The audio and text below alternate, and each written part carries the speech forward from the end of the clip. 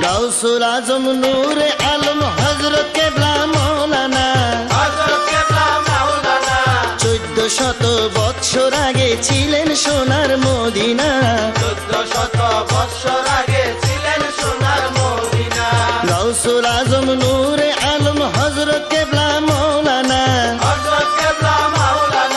1400 বৎসর আগে ছিলেন সোনার মদিনা।